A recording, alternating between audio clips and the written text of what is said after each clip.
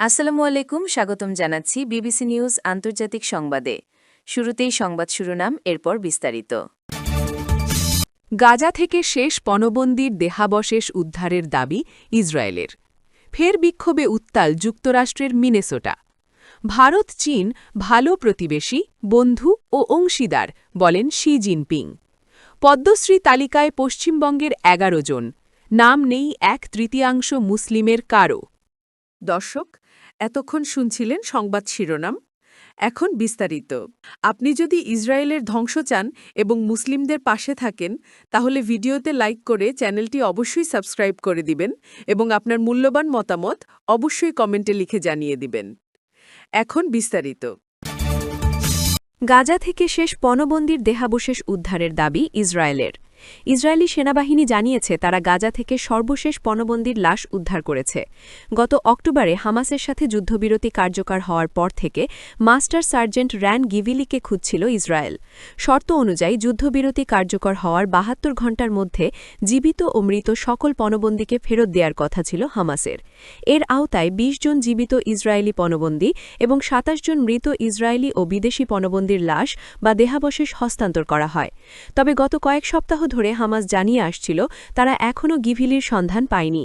এদিকে গত রোববার ইসরায়েল জানায় র্যান গিভিলির লাশ খুঁজে বের করে ইসরায়েলে ফিরিয়ে আনার পর গাজা ও মিশরের মধ্যকার সীমান্ত ক্রসিং আবার খুলে দেয়া হবে। সেক্ষেত্রে এখন যেহেতু লাশ উদ্ধার হয়েছে, সেহেতু ইসরায়েল ও হামাসের মধ্যে ডোনাল্ড ট্রাম্পের প্রস্তাবিত শান্তি পরিকল্পনার দ্বিতীয় ধাপে এগোনোর পথটিও খুলেছে।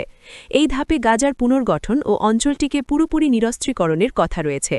এর মধ্যে হামাস ও অন্যান্য ফিলিস্তিনি সশস্ত্র গোষ্ঠীর অস্ত্র সমর্পণও অন্তর্ভুক্ত। র্যান গিভিলির সন্ধান না পাওয়া পর্যন্ত এতদিন এই ধাপে এগোতে রাজি ছিল না ইসরায়েল। ফের বিক্ষোভে উত্তাল যুক্তরাষ্ট্রের মিনেসোটা। যুক্তরাষ্ট্রের মিনেসোটা অঙ্গরাজ্যের মিনিয়াপোলিসে আবারও গুলিতে একজন মার্কিন নাগরিকের মৃত্যুর পর ফেডারেল অভিবাসন কর্মকর্তাদের অভিযানের বিরুদ্ধে বিক্ষোভ করছে সেখানকার মানুষ। রাজ্যের গভর্নর টিম ওয়ালস সেখান থেকে ফেডারেল এজেন্টদের সরিয়ে নিতে আবারও প্রেসিডেন্ট ট্রাম্পের প্রতি দাবি জানিয়েছেন। আমেরিকানদের উদ্দেশ্যে তিনি বলেছেন, এটি একটি সন্ধিক্ষণ। ওদিকে নিজের সামাজিক যোগাযোগ মাধ্যমে সোশ্যাল ট্রুথে দেয়া পোস্টে প্রেসিডেন্ট ডোনাল্ড ট্রাম্প বলেছেন, ওয়ালস এবং মিনিয়াপোলিসের মেয়র জেকব ফ্রের উচিত রাজ্যের কারাগারে থাকা সব বন্দীকে দেশ থেকে বহিষ্কারের জন্য কর্তৃপক্ষের হাতে তুলে দেয়া। ওদিকে শনিবার অ্যালেক্স প্রেট্টির হত্যাকাণ্ডের পর এই ঘটনার আগ মুহূর্তে যা ঘটেছে তা নিয়ে ভিন্ন ভিন্ন বক্তব্য পাওয়া যাচ্ছে রাজ্য ও ফেডারেল কর্মকর্তাদের দিক থেকে। গুলির যেসব ভিডিও ছড়িয়ে পড়েছে সেসব বিষয়ে জানতে চাইলে বর্ডার পেট্রোল কমান্ডার গ্রেগ বোভিনো বলেছেন, সত্য উদ্ঘাটনের জন্য তদন্ত হওয়া দরকার।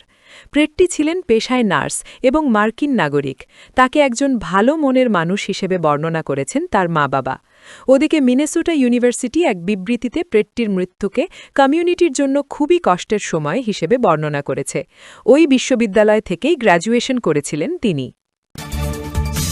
ভারত চীন ভালো প্রতিবেশী, বন্ধু ও অংশীদার শি জিনপিং। চীনের রাষ্ট্রপতি শি জিনপিং বলেছেন, বেইজিং ও নয়াদিল্লি ভালো প্রতিবেশী, বন্ধু ও অংশীদার। সোমবার ২৬শে জানুয়ারি ভারতের প্রজাতন্ত্র দিবস উপলক্ষে দেশটির রাষ্ট্রপতি দ্রৌপদী মুর্মুকে বিশেষ শুভেচ্ছা বার্তায় একথা বলেন শি। চীনের সরকারি সংবাদ সংস্থা সিনহুয়ার সংবাদে বলা হয়, বিশেষ শুভেচ্ছা বার্তায় শি জিনপিং বলেন, গত এক বছরে চীন ভারত সম্পর্ক উন্নতি ও বিকাশ অব্যাহত রেখেছে এবং বিশ্ব শান্তি ও সমৃদ্ধি বজায় রাখা এবং প্রচারের জন্য এটি অত্যন্ত গুরুত্বপূর্ণ। চীনের রাষ্ট্রপতির উষ্ণ বক্তব্য এমন এক সময়ে এসেছে যখন বেইজিং ও নয়াদিল্লি প্রায় ৪ বছরের সীমান্ত উত্তেজনার পর তাদের সম্পর্ক পুনঃস্থাপন করছে।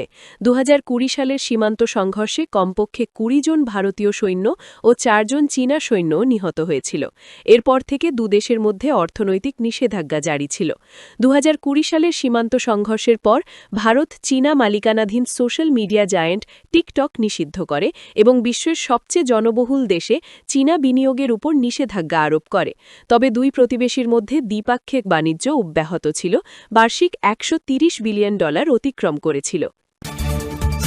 পদ্মশ্রী তালিকায় পশ্চিমবঙ্গের ১১ জন, নাম নেই ১/৩ মুসলমানের কারও।